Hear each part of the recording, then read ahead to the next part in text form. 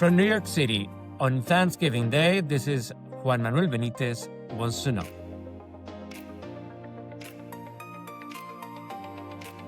Today, a special edition because we've reached 25,000 streams with only a dozen episodes. We know that politics isn't just elections, polls, or policy fights. It's also the people behind the decisions. So instead of another interview today, we're going to go back to our guests, the books they recommended because they enjoyed reading them or because they informed decisions or shaped their view of the world.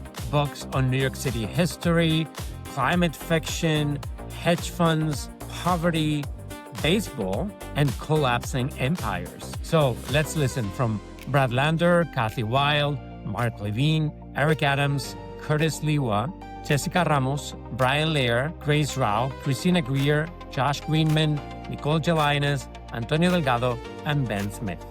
Is there a book right now that you're reading that you would recommend your friends and family? Let's see. What I'm reading right now is very New York City politics, but it's Gods of New York, brand new book by Jonathan Mahler about the years 1986 to 1990, the third Koch term, and then the election that brought David Dinkins. Jonathan's a great author, wrote Ladies and Gentlemen, the Bronx is Burning. So it's great so far, but it's, and that's a good read if you love New York City. Let's see. What's the last thing I read that I was really like, wow? Oh, you know what? A Half-Built Garden is a wonderful kind of, I don't know if you'd call it like sci-fi or fantasy or like climate fiction, but it's lovely. Ruth Emrys, I think is the author's name. Or if you like that and you want something about New York, I read it a couple of years ago, but N.K. Jemison's book, The City We Became, is a very delightful kind of, sci-fi New York City book in which the 5 boroughs each have these avatars, like sort of superhero types, and they represent the personalities of their boroughs, and then they have to fight intergalactic monsters. Just picked up, and I haven't read it yet, but I just got on my Kindle, The Gods of New York by Jonathan Mahler. And he's written a lot of good books on the crises in the city. And this is on the crisis in the 80s. So I guess I'm looking forward to reading that as a new book. And even though I haven't read it yet, I'm guessing that it's going to be pretty accurate. And I bet there are lots of analogies, as you mentioned earlier, to what we're facing today in New York. I'm really playing to type here, Juan Manuel. I'm almost done reading Abundance. I know it was all the rage during the spring. I was a little busy campaigning, so I've had time for it now. It's a book by Ezra Klein and Derek Thompson, which I encourage everyone to read. And I think there's no one on any place in the ideological spectrum who won't find things in there which challenge you. If you are a moderate, there'll be things there that challenge you. If you are on the left, there'll be things there that challenge you, certainly if you're conservative. And I love reading books like that. I don't want to get too comfortable. Several different books that I've read, I think that changed my mind. One of them I'm reading now, The Science of Mind. It's a great book. It's a book that talks about how positive thoughts create our reality, and it allows us to be more in control of our destiny by feeling good about ourselves and put positive energy in the universe. I found it to be a great book to read. I encourage other people to read it. The Jungle by Upton Sinclair. I know a lot of people are going to be shocked. I read that book twice when I was in high school because my dad came out of Chicago. I actually lived on 46 in Rockwell on the south side when I was age 1 to 5, right near where the slaughterhouses used to be and the rendering plant. And I read how the East Europeans came in. They were abused by the bosses. Then they brought in African Americans from Mississippi to break the strikes and how brutal it got. And my father, who was a big-time union guy, National Maritime Union, said, you have to read this. Years later, I realized it was written by a socialist who ran for governor in California as a socialist. So I'm not fearful of socialism and communism and all these labels they put on Zoran Mandami.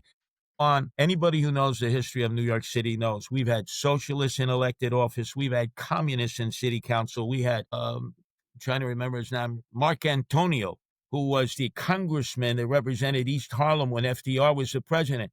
He was a socialist. Somehow life went on. We survived it. It's part of the political process. I don't fear socialists. I don't fear communists. Well, the last full book that I read is called Black Edge. Black Edge is a book about Steve Cohen and his exploits as a financier, as a hedge fund manager and investor. One that I need to finish, which I haven't, is called Invisible Child.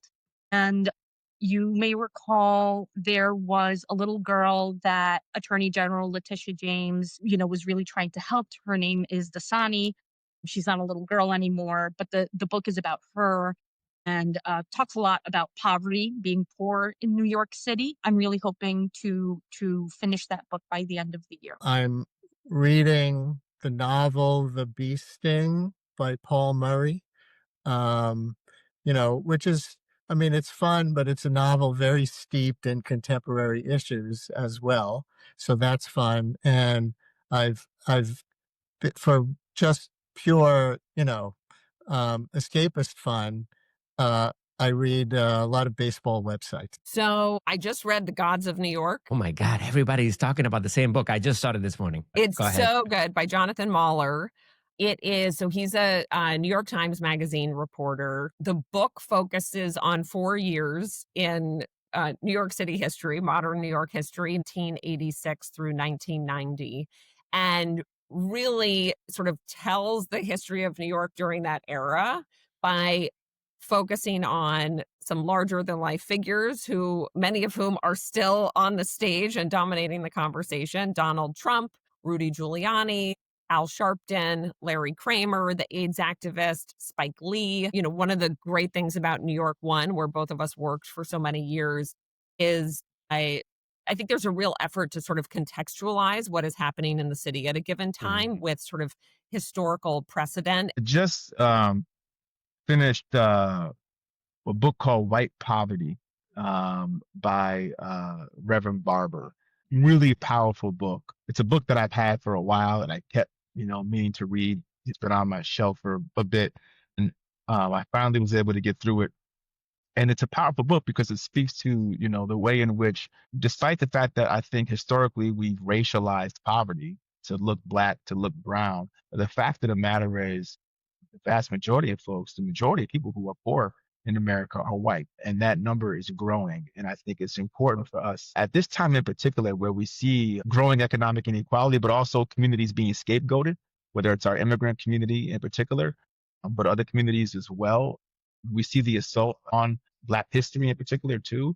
I think that there's a wisdom in trying to figure out how to connect folks to their shared economic pain beyond race. And I think White Poverty has a lot of great tidbits and nuggets in there that I think help to sort of contextualize where we are and how the plight of poverty knows no color. I'm reading George Packer's new novel. It's just called The Emergency.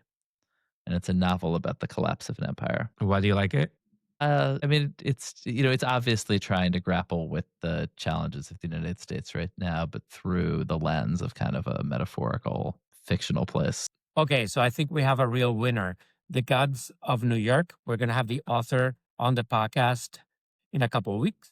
So stay tuned. Thank you so much for making this podcast grow so quickly. Subscribe, leave a review, and also tell me the books that you're recommending to your friends and family right now that you're enjoying reading at this moment. Because many times the ideas we read today decide the choices we make tomorrow. Until next time, I'm Juan Manuel Benítez. Happy Thanksgiving.